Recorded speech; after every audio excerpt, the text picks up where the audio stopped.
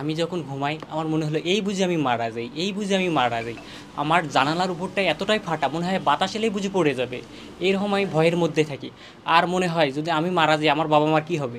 একটা মাত্র সন্তান আমি, তাদের কি হবে, কি তাদের ভবিষ্যৎ? কত স্বপ্ন নিয়ে তারা আমাকে এই ভার্সিটিতে পাঠাইছে। আমি যখন দুপুরবেলা আমি ক্লাস থেকে এসে আমি এখানে মানে নামাজ পড়ছিলাম, নামাজ পড়ে আমি যখন জায়নামাজটা গুছাচ্ছিলাম তখনই হঠাৎ করে এই যে একটা বড় অংশ পলেস্তরা এটা হচ্ছে মানে খসে পড়ছে আমার একবারে পেছনেই পড়ছে, মাথার পেছনেই আমার পায়ের দিকটাতে হচ্ছে আঘাত লাগছে, এখানে কিছুটা জায়গা ছিলে গেছে।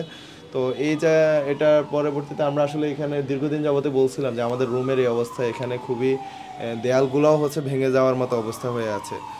এখানে যেটা দেখছেন এটা হচ্ছে 3-4 মাস আগে আমি এই রুমে থাকি, আমার রুমমেট এই বেডে থাকে। এটা রাত 3টার দিকে হচ্ছে এই উপরের অংশটা ওনার মাথায় পড়ে খুলে পড়ছিল, ওনার মাথা হচ্ছে কেটে গেছিলো 2 জায়গায়।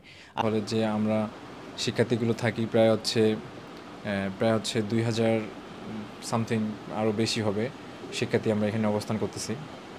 তো আমাদের প্রতিদিনই একটা শঙ্কা থাকে যে রাতে আমরা ঘুমাই, সকালে আমরা বাঁচবো কি না, এটা নিয়ে আমাদের মা বাবা অনেক স্বপ্ন নিয়ে ঢাকা বিশ্ববিদ্যালয়ে পড়াচ্ছে। তো আমাদের এই মৃত্যু সংখ্যাটা থেকেই যাচ্ছে। তো আমাদের এটা হল প্রশাসন থেকে কোনো রকম উদ্যোগ নেওয়া হচ্ছে না। মাঝে মাঝে হচ্ছে যেই পলেস্টারগুলো খসে পড়তেছে সেগুলো আবার পলেস্টার করা হচ্ছে, কিন্তু নতুনভাবে শিক্ষার্থীদের আলটিমেট কোনো ব্যবস্থা নেওয়া হচ্ছে না। আমরা টোটালি হচ্ছে একটা আনপ্রেডিক্টেবল লাইফ নিয়ে এখানে আছি, যে কখন ছাদটা ধসে পড়ে। যেমন জগন্নাথ হলে একটা ভবন ধসে গিয়ে 35 জন মারা গেছিলো, সেটার নাম করা হলো হচ্ছে অক্টোবর ভবন। হয়তো এপ্রিলে কোনো দিন হচ্ছে আমাদের এই ছাদ ধসে গেলো, আমরা এরকম 40-50 জন মারা গেলাম, তখন প্রশাসনের টনক নড়লো, নাম দিয়ে হলো যে এপ্রিল ভবন দিয়ে আর একটা আমাদের মহসিন হলে হল করে দিল। কিন্তু আমাদের জীবনের যে সিকিউরিটি, এটা তো আমরা পাচ্ছি না। তো আমি দায়িত্ব নেওয়ার পর থেকে মোটামুটি এই রুমগুলো আমাদের চিহ্নিত করার কাজ চলছে এবং কোনো কোনো ক্ষেত্রে আমরা ব্যবস্থা আসলে শুরু করেছি। আমাদের হলটা হচ্ছে 2014 সালে বসবাসে অযোগ্য বলে ঘোষণা করা হয়েছে, কিন্তু বিভিন্ন আমলাতান্ত্রিক বা প্রশাসনিক জর্জরতার কারণে এখনও এটা আমরা এখানেই আছি।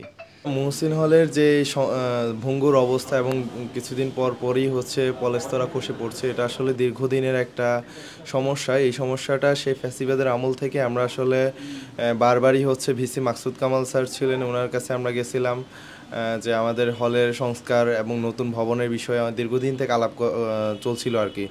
আমরা এখন থাকবো কোথায়? তারা বলছে যে টিন শেড করে দেবে, কিন্তু ঢাকা শহরের যে আবহাওয়া, এখানে টিন শেডের ভিতরে একটা স্টুডেন্টকে থাকা কি সম্ভব? কারণ মহসিন হলে মাঠটা টোটালি ফাঁকা জায়গা, এখানে যে পরিমাণ রোদ, এখানে তো আমরা সুস্থভাবে থাকতে পারবো না।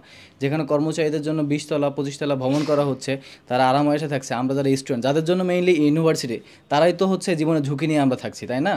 এই জন্য এই যে কথাটা বলছে যে ভবন নির্মাণের কাজ শুরু হবে, অ্যালটমেন্ট বন্ধ করে দেবে, এটাও কিন্তু একটা লেন্দি প্রসেস, 4 থেকে 5 বছর লেগে যাবে। কিন্তু আমরা যারা প্রেজেন্ট স্টুডেন্ট আছি, আমরা কোথায় থাকবো? তাছাড়া ঢাকায় থাকা একটা কষ্টের বিষয় আছে। আমরা বেশিরভাগই হচ্ছে মিডল ক্লাস বা লোয়ার মিডল ক্লাস ফ্যামিলিতে। আমাদের যে কস্ট বেয়ারিংটা কোথা থেকে আসবে? প্রথমত হচ্ছে আমাদের জীবনের একটা অনিশ্চয়তা, এই ছাদের নিচে থাকা, পাশাপাশি তারা বলছেন যে টিন শেডে নিয়ে যায়, সেখানে একটা দুর্বিষহ জীবনযাপন করতে হবে। আবার আমরা যদি বাইরেও থাকতে চাই, ক্যাম্পাসের বাইরে অনিরাপদ একটা জায়গা, পাশাপাশি যে আর্থিক যে বিষয়, সব মিলে আমরা একটা জরাজীর্ণপূর্ণ জীবনের মধ্যে আছি এখন। কর্মচারীদের যে ভবনগুলো আছে, এনাদের তো ক্যাম্পাসের ভিতরে এত থাকার দরকার নাই, তারা আসবে, জব করবে, তারা চলে যাবে। তাদের বাইরে অনেক বেশি আপনার ভবন টবন দেওয়া আছে, স্টাফ কোয়ার্টার দেওয়া আছে, আজিমপুর দেওয়া আছে, এখানে সেখানে, তারা আলাদা ভাতা পায়। কিন্তু তাদেরকে আবার নতুন করে 20 তলা করে ভবন দেওয়া হচ্ছে। আপনি শহীদ মিনারের ওখানে গেলে 2টা ভবন পাবেন, পলাশী এখানে 2টা ভবন পাবেন, কিন্তু আপনাদের স্টুডেন্ট যাদের জন্য মেইনলি ভার্সিটি, তাদের জন্য কিছু করা হচ্ছে না। আমরা চাই যে ভার্সিটি আমাদের দিকে সদয় দৃষ্টিতে দেয়, যেটা যেটা আমাদের অধিকার। আমরা তো তাদের কাছে সহানুভূতি দাবি করছি না, আমরা চাচ্ছি আমাদের অধিকারটা দিতে, আমাদের যে বেসিক রাইটস, স্টুডেন্ট রাইটস, ওটা দিক। আমাদের হল আমাদের রাইটস। ঢাকা বিশ্ববিদ্যালয়ে বেশিরভাগ কার্যক্রম, ইভেন আমাদের সার্টিফিকেট দেয় আমাদের হল থেকে, কিন্তু হলের অবস্থা যদি আমরা নড়বড় হয়, তাহলে আমরা কী করবো? আমরা ক্লাসে থাকি যদি 1 ঘন্টা, বাকি 23 ঘন্টা থাকি আমরা হলে। আমাদের এই হলটা অনেক আগে থেকেই এখানে বিভিন্ন রুমে আপনার পলেস্তারা খসে খসে পড়ে। তো খুব ঝুঁকিপূর্ণ না, কিন্তু তারপরে এই পলেস্তারাগুলো যদি একটু বড় কখনো কোনো চাই খুলে পড়ে, তাহলে হয়তো বা শিক্ষার্থীরা একটু আহত হয়ে যাওয়ার আশঙ্কা থাকে। তো সে কথা বিবেচনা করে আমার আগে যিনি প্রভোস্ট মহোদয় ছিলেন, ওনারা কিছু রুম ভ্যাকেন্ট করেছেন, কিছু রুমে স্থানান্তর করে দিয়েছেন, কিছু রুমে আপনার রিপেয়ার ব্যবস্থা করা হয়েছিল, এবং এইটা বিষয়টা একটা চলমান রয়েছে। তো আমি দায়িত্ব নেওয়ার পর থেকে মোটামুটি এই রুমগুলো আমাদের চিহ্নিত করার কাজ চলছে এবং কোনো কোনো ক্ষেত্রে আমরা ব্যবস্থা আসলে শুরু করেছি। তো কিন্তু দুর্ভাগ্যজনকভাবে আজকে একটুখানি পলেস্টারটা এক রুম থেকে খুলে পড়েছে, রুমের একটা কর্নার থেকে। তো আমার ওই রুমে যে 2জন শিক্ষার্থী ছিলেন, তাদের গায়ে আসলে ওইভাবে লাগে না, সামান্য একটু টাচ করে গেছে, তেমন কোনো আসলে ক্ষতিটা স্বাস্থ্যগত হয় নাই। তবে এটা আসলে শেষ কথা না। মানে এখন যে অবস্থা, আসলে আমাদের হলটা ভালোভাবে সংস্কার করা প্রয়োজন। এটা ম্যান্ডেটারি অবশ্যই করতে হবে এবং এই বিষয়ে বিশ্ববিদ্যালয়ের প্রশাসন, আমাদের মাননীয় ভাইস চ্যান্সেলর স্যার, আমাদের প্রবেশি স্যারেরা এবং আমাদের বিশেষ করে ট্রেজারার মহোদয়, উনি নিজেও এসে পরিদর্শন করেছেন এবং স্যার ঝুঁকিপূর্ণ জায়গাগুলোকে চিহ্নিত করেছেন এবং সেগুলো আসলে ভ্যাকেন্ট করতে বলেছেন। আমরা এই যে শিক্ষার্থীদের এই মুহূর্তে যাদের রেজাল্ট হয়ে গেছে, আমরা নোটিশ করেছি ইতিমধ্যেই যে ওরা যেন হলটা একটু ছেড়ে দেয়, তাহলে বাকি যে রুমগুলোতে আরেকটু করে বাড়ছে আর কি, পলেস্তারা খসে পড়ার আশঙ্কাটা বাড়ছে। তো ওইগুলো রুমের ছেলেদের আমরা শিফট করছি এবং শিফট করার প্রক্রিয়া আছি।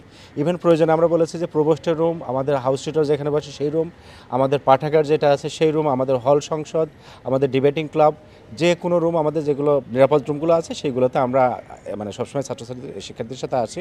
ওরা চাইলেই আমরা বা আমরা দেখলেই আমরা সঙ্গে সঙ্গে শিফট করে দেব।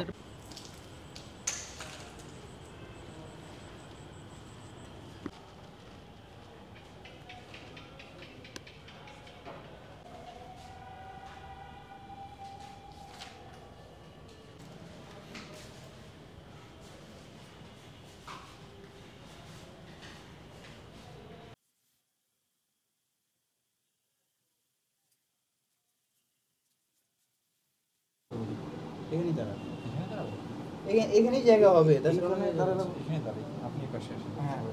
ওরা সবাই নেবে।